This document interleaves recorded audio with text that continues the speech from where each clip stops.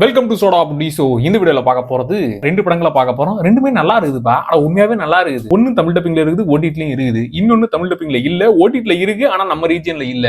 உடனே ஏன்டா ஓடிடி சொல்ல மாட்டேன் அப்படின்னு டென்ஷன் ஆகாதீங்க. நான் என்னமோ ஓடிடியை ஒளிச்சு வச்சுக்கிட்டு உங்க கூட கட்டாமடிச்சு விளையாடல. இருந்துச்சுன்னா கமெண்ட்ல உடனே பின் பண்றேன். ஓகே, சரி, ரெண்டு படத்தையும் தெளிவா பாத்திரலாம். ஃபர்ஸ்ட் மரண மாஸ் அப்படிங்கிற மலையாள படம் இது தமிழ் டப்பிங்ல இருக்கு. இது பாசில் ஜோசஃபோட படம், மினிமம் கேரண்டி படம். அந்த மனுஷன் படம்னா ஓகே, கன்ஃபார்ம் நல்லா இருக்கும். அது ரொம்ப நல்லா இருக்கா இல்ல ஓகே லெவலா இருக்கா அப்படிங்கிற மைண்ட் செட்ல தான் ட்ரை பண்றது. ஃபர்ஸ்ட் இதுல பாசில் ஜோசப் ஹீரோவா அவர் செய்யற ஆக்டிவிட்டிஸ் எல்லாம் இருக்குது, ஊரே அலறி போய் கிடக்குது. ஆள் என்னமோ டம்மி பீஸ் தான், அவர் பாக்குற வேலை இருக்கு தெரியுமா, அதுதான் கொஞ்சம் பயங்கரமா இருக்கும். நான் சிக்மா மேல்ரா அப்படிங்கிற மாதிரி சிக்மா சிக்மா அப்படின்னு என்ன பண்ணுவோம் தெரியுமா, அப்படிங்கிற ரேஞ்சுக்கு நம்மளால ஓவரா பண்ணுவாரு. இல்ல தலையில வேற கலர் அடிச்சுக்கின்னு அவர் காஸ்டியூம் வேற கண்ணை கூசுற மாதிரி போட்டுக்கிட்டு ஆளை பாக்குறதுக்கே ஒரு வினோதமான ஏலியன் மாதிரி தான் ஃபீல் ஆவாரு. கிட்டத்தட்ட டம்மி பாவா தான் இவரு.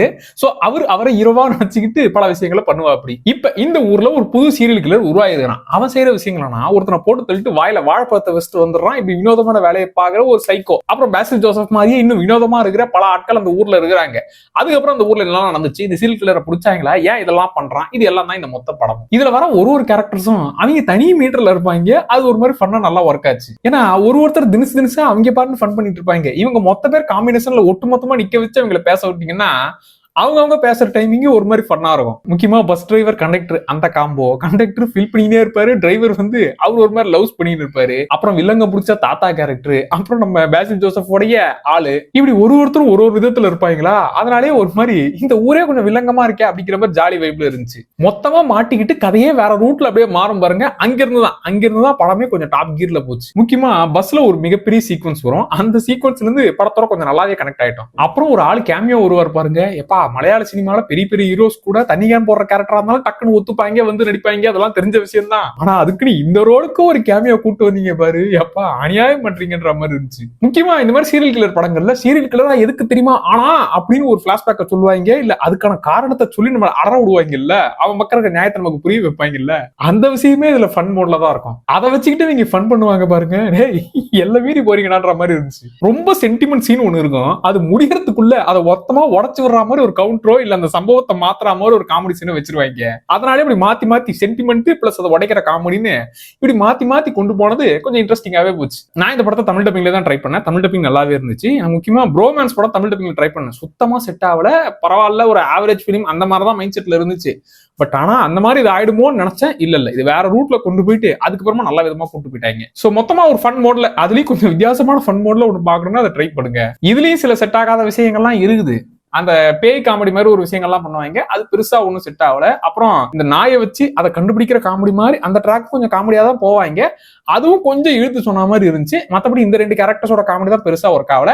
முக்காவாசி காமெடி நல்லாவே ஒர்க் ஆச்சு. முக்கியமா அந்த பஸ் சீக்வன்ஸ் அதெல்லாம் பயங்கரமா இருந்துச்சு. சோ ஓவரால் நல்லா ஜாலியா என்ஜாய் பண்றதுக்கு ஃபேமிலியாவே இந்த படத்தை பார்க்கலாம். அந்த மாதிரிலாம் எதுவும் இல்ல.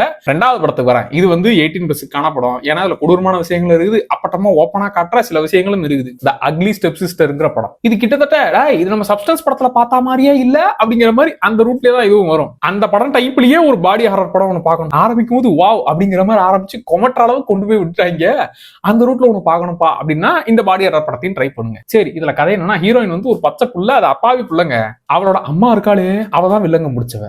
இப்ப கொஞ்ச நாள்ல இளவரசர் வந்து இளவரசியை செலக்ட் பண்ண போறாரு. அதாவது ஏகப்பட்ட ஊர்ல இருக்கிற பொண்ணுங்க எல்லாம் வருவாங்க, இங்கி பிங்கி பாங்கி அப்படிங்கிற மாதிரி அவரே ஒண்ணு செலக்ட் பண்ணுவாரு. அதுதான் இளவரசியா இருக்க போகுது. இளவரசி ஆனா எவ்வளவு காசு வரும், அதுக்கப்புறம் அதிகாரம் வரும், எல்லாமே வரும்ல.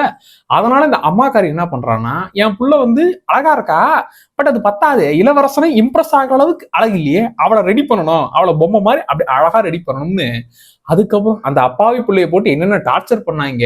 இந்த இளவரசர் இங்கி பிங்கி பாங்கி போட்டு செலக்ட் பண்ணதுல இந்த புள்ளதான் வந்தாளா, அதுக்கப்புறம் அவங்க லைஃப்ல என்னெல்லாம் நடந்துச்சு, அதுதான் அந்த மொத்த படமும். சப்ஸ்டன்ஸ்ல பாத்தீங்கன்னா இளமையா மாறுற ஒரு ஆப்ஷன் கிடைக்கும். ஆக்சுவலா இவங்க ஹீரோயினா இருந்து இப்படி வயசாயிடுச்சு அப்படிங்கிற ஒரு ஃபீலிங்ல பேராசையில இளமை திரும்ப கிடைச்சா நான் இன்னுமே அப்படியே அந்த ஃபேமோட இருப்பேனே அப்படிங்கிற பேராசையில பண்ண விஷயம். நடுவில் ஸ்டாப் பண்ணணும்னு நினைச்சா கூட முடியாது, நான் இளமையாவே இருக்கணும் அப்படிங்கிற அந்த பேராசை எட்டி பார்க்கும். பட் இதுல இந்த புள்ள வந்து அப்பாவி புள்ள, அது ஒரு சின்ன புள்ளங்க. இந்த அம்மாக்காரிக்கு தான் இவ்வளவு பெரிய பேராசை. இவளை வந்து அப்படியே அழகா டிசைன் பண்ணணும், அவ மூக்க டிசைன் பண்ணணும், அவ கண்ணை கச்சிதமா மாத்தணும்னு, ஏன் அது பொண்ணு அப்படிங்கறதையே மறந்து அது ஒரு பொம்மை மாதிரி ட்ரீட் பண்ணுவானுங்க.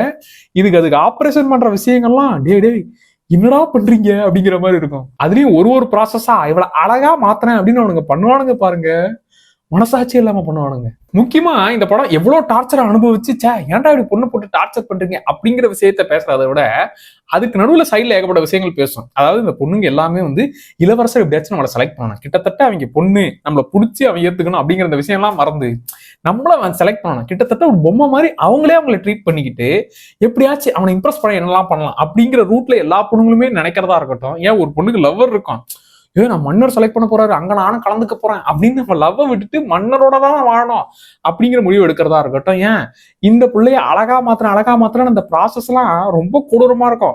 அதெல்லாம் என்ஜாய் பண்ணி ஏத்துக்கிறதுன்னு இப்படி ஏகப்பட்ட விஷயங்கள் பேசியிருப்பாங்க. அப்புறம் அந்த இளவரசர் அவர் எப்படிப்பட்டவர், நல்லவரா கெட்டவரா அதெல்லாம் கிடையாதுங்க, அவரே பொண்ணுங்களை இங்கி பிங்கி பாங்கி அப்படிங்கிற மாதிரி செலக்ட் பண்ற விதம்னு இப்படி ஏகப்பட்ட விஷயங்களை சைட்ல பேசியிருப்பாங்க. மெயின் நம்ம அந்த டார்ச்சர் விஷயங்களோட கலந்து இதெல்லாம் சொன்னது நல்லா இருந்துச்சு. அண்ட் வழக்கமா சொல்றதுதான், பொண்ணுங்களுக்கு பசங்க வில்லன்லாம் கிடையாது, பொண்ணுங்களுக்கு பொண்ணுங்க தான் பயங்கர வில்லி. அந்த விஷயத்த இந்த அம்மாக்காரி கேரக்டர், இந்த கேரக்டரை பார்த்தாலே எரிச்சல் வரும். ஏய் நீ ஏதாச்சும் கொடுமை அனுபவிச்சா கூட பரவாயில்ல, அந்த குழந்தை பிள்ளைய போட்டு ஏன் இப்படி டார்ச்சர் பண்ற அப்படிங்கிற மாதிரி அந்த கேரக்டர் தான் எரிச்சல் ஆக்குற கேரக்டர். படத்தோட ஸ்டார்டிங்ல அவ ஃபேஸ பார்க்கும்போது இருந்த ஒரு அப்பாவித்தனம், அந்த ஒரு குழந்தைத்தனம் போக போக அவ கடைசியில அந்த மாறுற அந்த ஒரு டிரான்ஸ்ஃபர்மேஷன்லாம் வேற லெவலா இருக்கும். ஏய் நீ ஏன் இப்படி மாறி இருக்க அப்படிங்கிற மாதிரி இருக்கும். அதாவது ஆரம்பத்துல அந்த புள்ள எப்படி இருந்துச்சோ அதை பாக்குறதுக்கும் இப்ப டோட்டலா ஒரு மாதிரி ஃபேக்கா அந்த புள்ளையே இல்ல, அது என்ன மாத்தி வச்சு என்னடா நீங்க சாதிக்க போறீங்க அப்படிங்கிற மாதிரி அந்த டிரான்ஸ்ஃபர்மேஷனு அதெல்லாம் ஒரு மாதிரி பயங்கரமா இருந்துச்சு. முக்கியமா அந்த கொடுமை, அந்த டார்ச்சரை அனுபவிச்சு ஒன்னா மாறி இருக்கும் பாருங்க. டேய் எதுக்காடா இப்பெல்லாம் பண்றீங்க அப்படிங்கிற மாதிரி தான் இருக்கும்.